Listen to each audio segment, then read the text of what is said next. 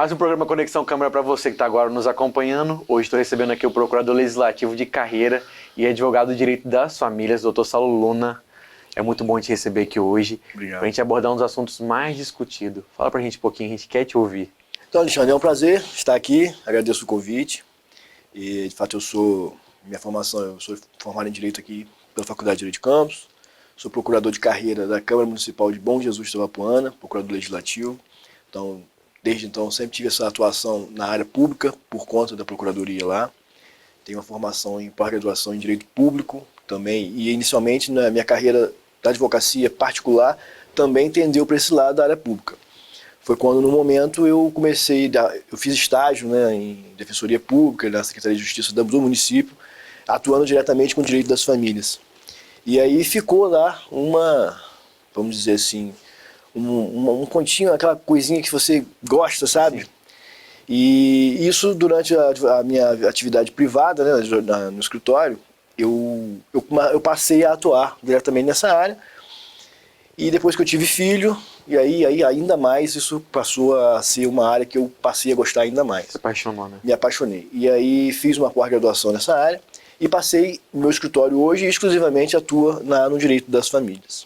É uma área hoje que a demanda, né, a busca é muito grande, já que a gente vê que hoje a gente vê esse assunto muito discutido, né? A gente vê que a maioria dos relacionamentos, sempre quando chega ao seu término, sempre tem um menor envolvido. Sim. É um assunto bastante polêmico. O direito das famílias hoje, de acordo com o crescimento, com o desenvolvimento da sociedade, eu costumo dizer que não é qualquer advogado que pode atuar no direito das famílias. A pessoa tem que ter uma sensibilidade, tem que ter um filtro. E eu costumo dizer que o advogado de família, ou advogado das famílias, que seria mais correto dizer, tem algumas competências que são necessárias para que ele seja um advogado atuante, para que seja um advogado efetivo na defesa do interesse dos seus clientes. Diferente de outros advogados, né, que militam na área criminal, que militam inclusive na própria área civil.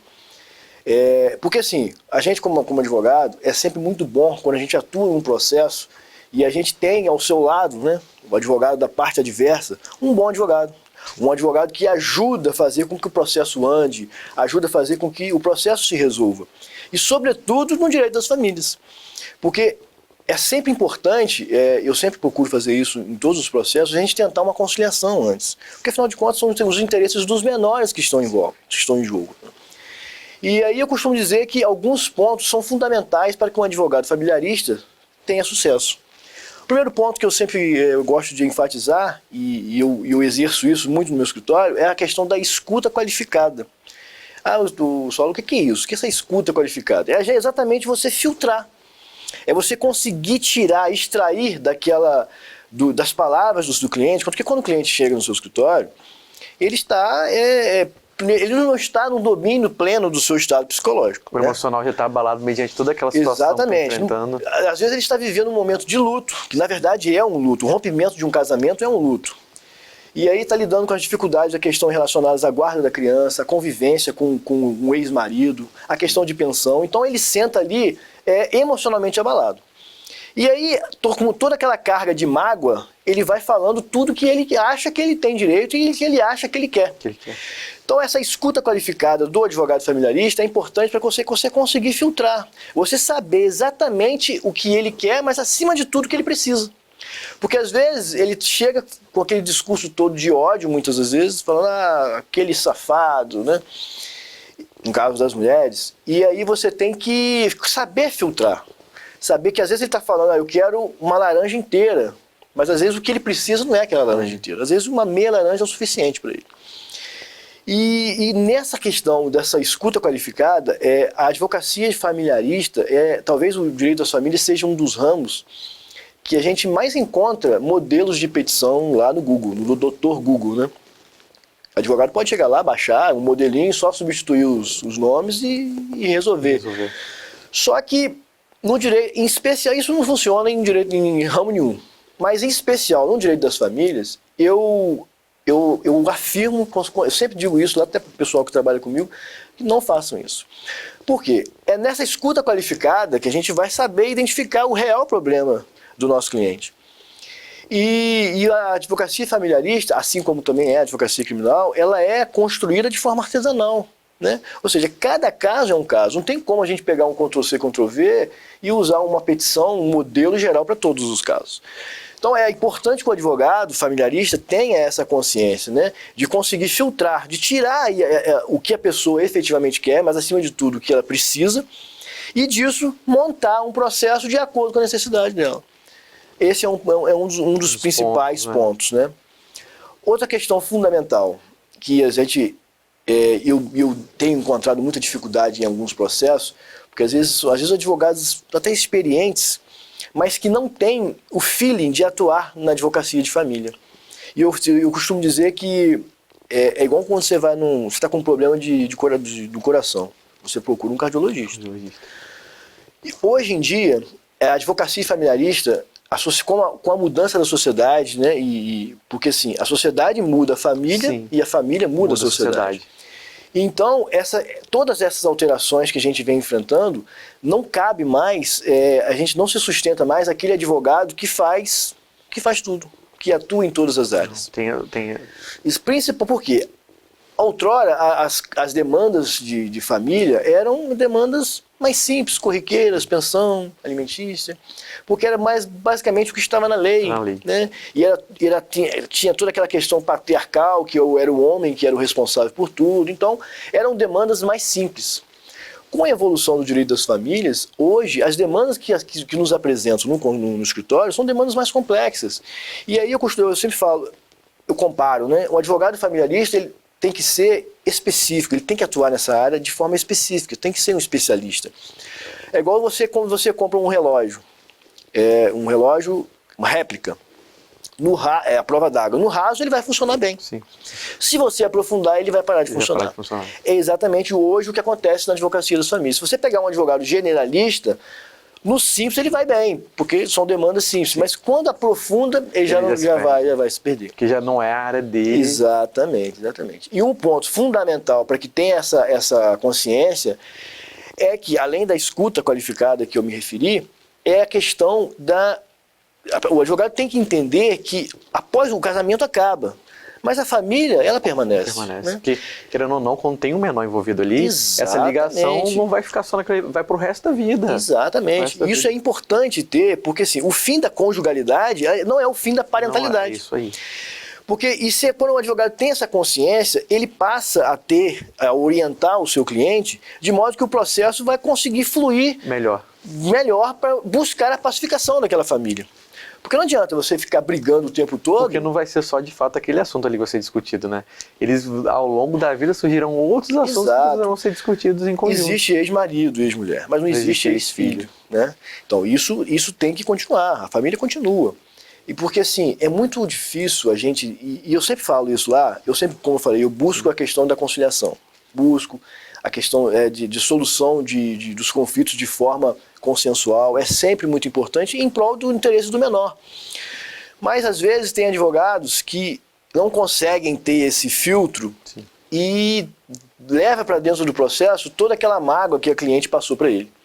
E aí, o processo, que às vezes poderia ser resolvido de forma simplificada, de forma objetiva e rápida, se torna uma guerra.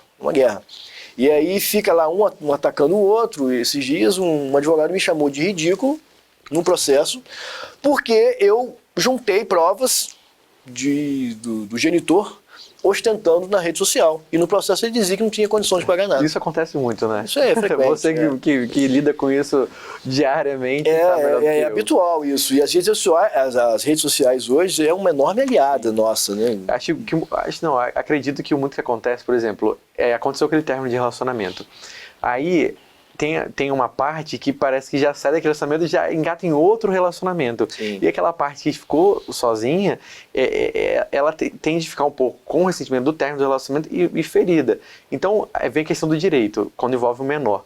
Não, qual que é o meu papel? Até onde é o meu papel? Até onde é o papel da outra pessoa? Uhum. Então, eu não vou fazer, vou esperar ele fazer. Também não vou fazer, vou esperar o outro fazer. Então, foi aquele jogo de empurra e aquela criança no meio daquela confusão toda, né? Muitas vezes o casal acaba usando o processo como uma extensão do casamento que acabou. Sim. Então, tipo assim, o amor acabou com o casamento. Eles usam o processo para dar continuidade àquela relação, só que agora através do ódio, através da guerra. E quem sofre são as crianças, né? E eu sempre falo essa questão da conciliação porque eu acho muito ruim. O direito das famílias lida diretamente com o conflito. É base do ser humano, é a nossa fonte de trabalho e são os conflitos, inevitavelmente. Aí a questão é como que nós vamos lidar com eles. Isso que a gente tem que saber identificar. Qual é a melhor maneira de lidar com esses conflitos. Entendi. E aí eu pergunto, às vezes a pessoa lá chega no meu escritório, o cliente querendo dizer, eu quero que seja regulamentada a convivência dessa forma, assim, eu não quero que ele veja no dia tal, nem no dia tal. Mas aí eu pergunto, você acha que você levar um processo desse jeito ao juiz, você terceirizar a decisão, uma decisão que é importante relacionada à vida dos filhos, você levar ao Estado, ao Poder Judiciário, né, ao Estado, na pessoa do juiz, a decisão de ver qual é o dia que o pai vai ficar com o filho, qual é o horário que ele vai ter que devolver. Você acha que o Estado juiz, né, o juiz seria a pessoa mais qualificada para decidir isso? Será que talvez as partes sentando junto, conversando, não seria mais adequado? Só quem vai viver isso. Exatamente. Não vai ser o juiz. Porque, afinal de contas, é a mãe e é o pai que ficou lá na madrugada, à noite, acordado com o filho. O juiz vai dar uma decisão fria, baseada na lei, que, na maioria das vezes, uma sentença favorável num processo de família, na maioria das vezes, ela consegue atender melhor o advogado, sim, que às vezes conseguiu lá ter satisfeito todos os seus pedidos, e aí pode pegar aquela linda sentença, colocar no quadro lá, dizer que eu ganhei, isso é bom para o ego, para a vaidade, mas será que para a família aquilo ali vai surtir efeito? Será que vai haver uma pacificação naquele conflito? E em relação a isso, é uma questão importante, a gente faz sempre a diferença de triunfo e sucesso em relação a isso, principalmente na advocacia das famílias. Triunfar num processo de família é exatamente isso, é simples. Você conseguir que o juiz julgue procedente todos os seus pedidos. E você tem lá uma sentença linda, favorável a você. Agora, será que você obteve sucesso nesse processo? Será que aquele processo ele trouxe uma pacificação para aquele ex-casal? Por quê? Aí eu volto a falar, a família, o casamento acaba, mas a família existe, vai para além do divórcio. Então, há uma continuidade. E será que, diante desse resultado desse processo, essa continuidade da família, vai haver uma pacificação? Então, esse pensamento, o advogado familiarista tem que ter essa filtragem. É muito importante ter todo esse tipo de percepção, agir com cautela, entender que, de fato, ali você está lidando com famílias, né? Não são com indivíduos de forma individual, né? É uma família que está em jogo. Exatamente. Doutor, uma coisa muito importante, acho que muito diferente daquilo que nós possamos imaginar, existem vários tipos de guardas, né? Como que funciona essa questão de guardas quando envolve o menor? Então, e até mesmo a questão da pensão, no desenvolvimento do menor, quando ele passa para a fase maior, para a fase adulta, como é que ficam essas questões todas? Então, com o rompimento, né, com o rompimento do casamento, né, o fim daquela relação conjugal ou ainda convivencial, de convivência em relação a como se fosse uma união estável, passa a surgir outros problemas, outros conflitos que devem ser remediados, que devem ser solucionados. Um deles é essa questão da guarda, a questão da pensão.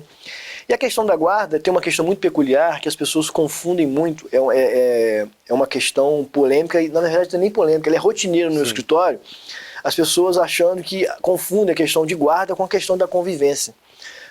Eu quero guarda e ele só vai ver o meu filho de 15 em 15 dias.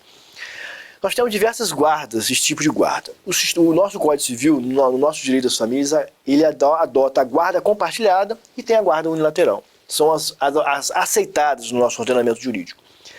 Temos ainda, em outros países, a questão da guarda alternada, a guarda alternada, que é a outra opção, e a guarda por aninhamento ou unidação. Vamos por partes. Essa guarda alternada, que não é admitida aqui no Brasil, é quando o pai e a mãe dividem a guarda do filho. Porque o que é guarda? É você ter aquela responsabilidade, né, perante o seu filho. Você exercer o poder familiar, que é os direitos e deveres que você tem sobre o seu filho, de forma alternada. Na verdade, a guarda alternada são duas guardas unilaterais. O que é a guarda unilateral? É quando, após o casamento, a guarda fica a cargo somente de um dos pais. Vamos supor que fique com a mãe. Então, somente ela que vai tomar as decisões relevantes da vida do filho de forma sozinha, de forma singular. E ela só vai comunicar ao pai as decisões importantes. A questão essa é a guarda unilateral. A guarda compartilhada, como é que funcionaria? Que hoje a guarda compartilhada é a regra no nosso ordenamento jurídico. A guarda compartilhada nada mais é do que os pais em conjunto tomam as decisões relevantes da vida do filho, ambos tomadas de forma em conjunta. Por exemplo, escolher qual é a escola que vai estudar, qual o plano de saúde que vai ser o plano de saúde, decidir acerca de uma viagem que vai fazer. Então, todas essas questões são decididas em conjunto. Na guarda compartilhada, diferente da unilateral. Quando é unilateral, o pai que tem a guarda, ele escolhe, ou a mãe, né, escolhe e apenas comunica ao outro pai. Sim. Essas que são as questões, são as guardas. Sim. E quando o genitor ele não é presente na vida do menor? Por exemplo, só a mãe ela é presente na vida, ela exerce as funções, o genitor não é presente, não paga nem a pensão. Como que isso funciona? Então, quando é fixada a guarda, seja ela compartilhada ou unilateral, independente da guarda que seja, o juiz vai fixar o regime de convivência. Sim. Que é aquilo que as pessoas falam, vai ficar 15 dias com um, 15 dias com o outro.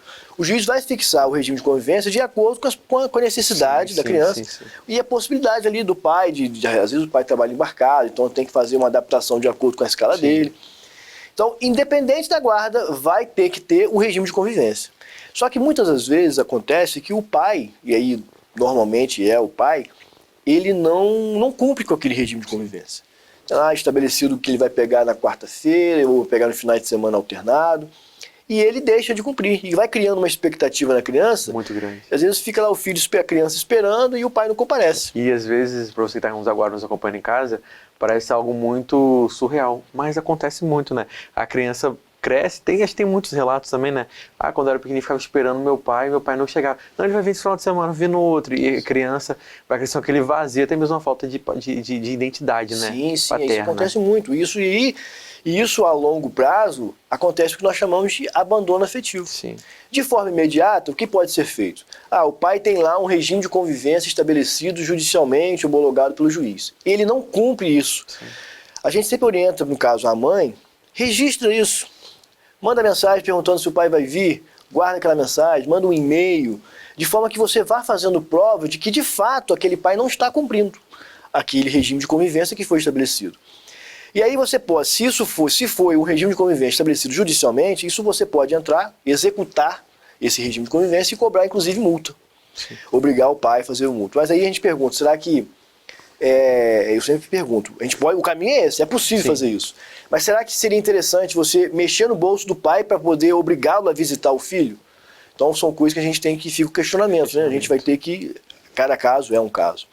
Isso a curto prazo. E a longo prazo, essa ausência do pai pode gerar o que nós chamamos de abandono afetivo, que é o que a gente estava conversando antes sobre aquele caso.